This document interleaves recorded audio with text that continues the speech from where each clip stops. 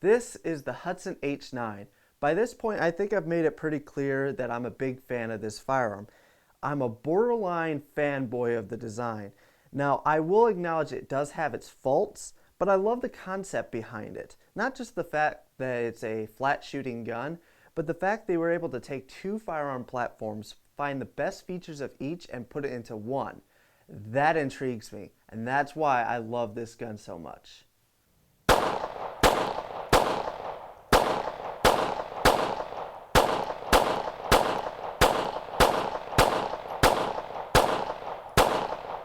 Alright, so let's start off with the frame. The frame was designed from a 1911 frame.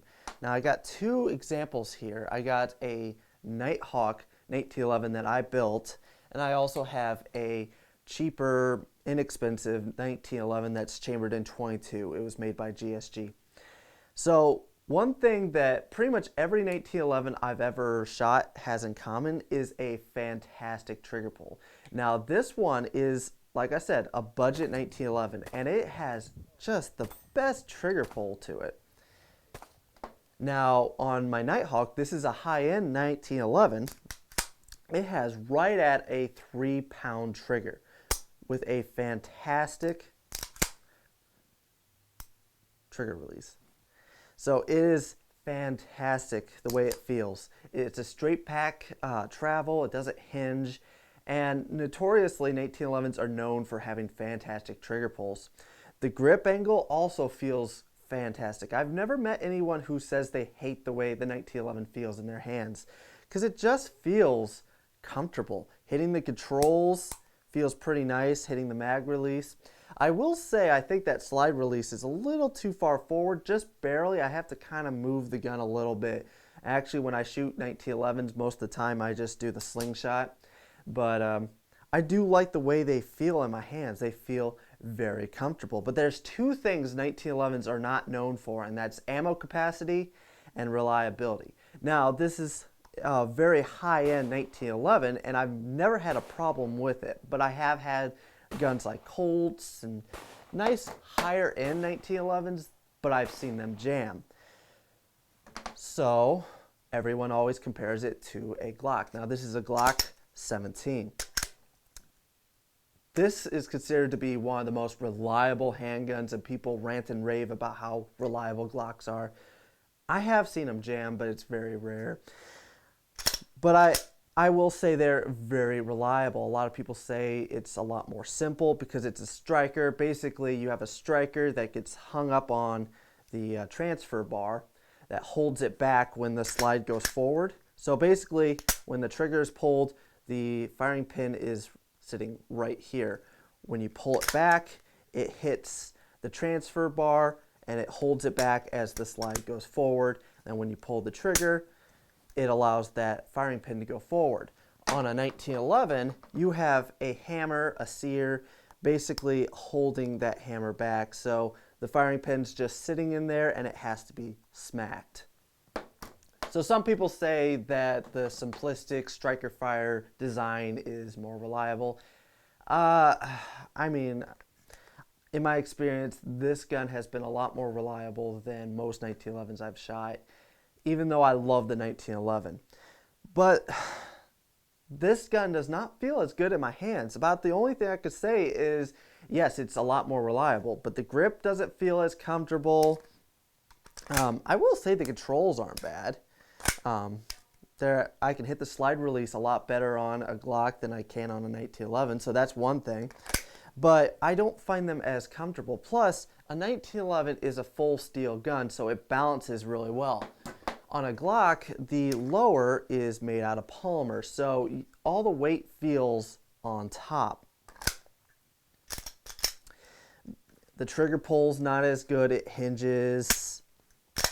Like I said, the grip just does not feel as comfortable, but I will say it is very reliable. So what if, let's say you took the slide from a Glock and the frame from a 1911, what would you have? Well, you would have the Hudson H9. Now, it did delete a couple features from the 1911, like the grip safety. That is not incorporated anymore.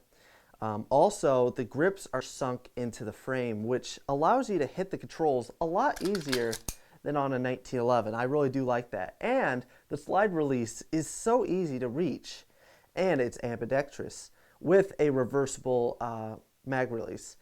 I really do love that. And it would have a safety back here. They never did make it, but that's what that plug is. You could put a 1911 style safety on it. So I really do like that. It's just, it has the great feel of a 1911 without that beaver's tail grip safety, which some people don't like.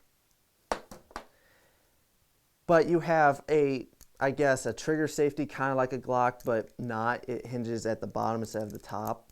So the 1911 has no safety on the trigger. So I guess that's more of a modern striker fire safety. And then it has the slide of a striker fire.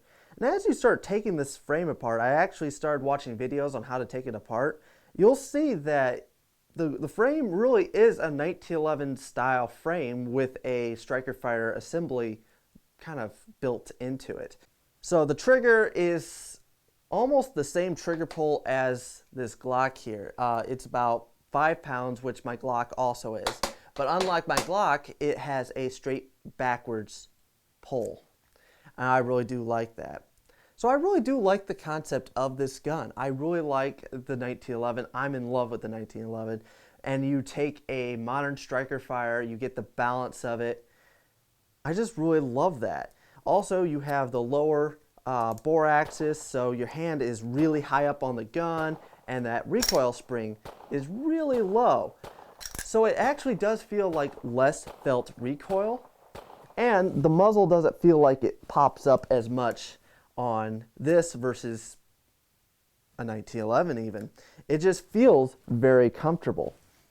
You also got the ammo capacity of a striker fire versus a 1911, which is a single stack magazine, whereas this is a double stack. Now, like I said, there's things about this gun I don't like. I really don't like the sights. I really don't like you could see through the gun right here.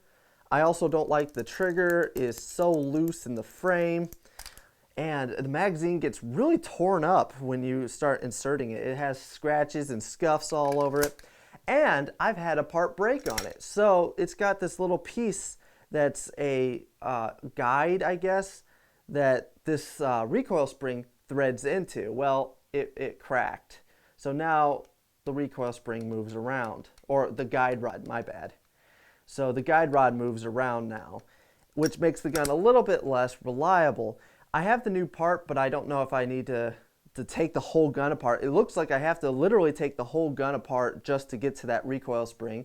And then I'm not entirely sure if I'm going to have to take a torch to unthread it to put the new adapter on. I'm not entirely sure. So I am learning as I go, but that's a huge negative if it takes all that work just to replace the recoil spring. And also there's parts that have been breaking. I've been seeing videos of people talking about having the ejectors break, having the takedown levers break. I mean, I'm really disappointed that the company didn't survive. I think if they would have had more time to iron out all the little issues it had, this could have been a really fantastic handgun. But I wouldn't suggest it for carry because, well, the company went bankrupt, duh. And also there's fragile parts. Getting replacement parts is very difficult. I see a lot of potential in this handgun, but sadly none of it's going to be recognized. And that makes me really sad. I love this handgun. I don't think I would ever carry it because it's heavy. The only way I'd carry it is if I had open carry. In that case, yeah, I probably would carry this thing. 15 round capacity, and you can get base plates that hold 2 more rounds. That's a pretty good capacity.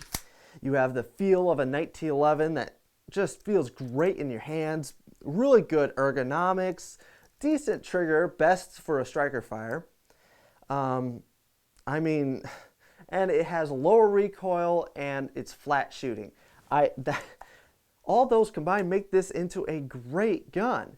The only thing is the sights kind of suck, and for the price. $1,100 MSRP on this thing when it's not that accurate. I mean, it's not inaccurate, but I'd compare it to a Glock accuracy. If you compare it to a 1911 like this, the accuracy is not going to seem as impressive, and the trigger pull is going to feel like a 1911, but not as light as a 1911. So, but I really do love the way it balances, the way it feels, the way it looks. I am a fanboy of this handgun, but sadly, even I have to recognize it has its faults. I hope you guys enjoyed this video. Let me know what you'd like to see in future videos. I got a couple video ideas coming up, and I got an old World War II revolver that's going to be making its way onto the channel soon, so look out for that.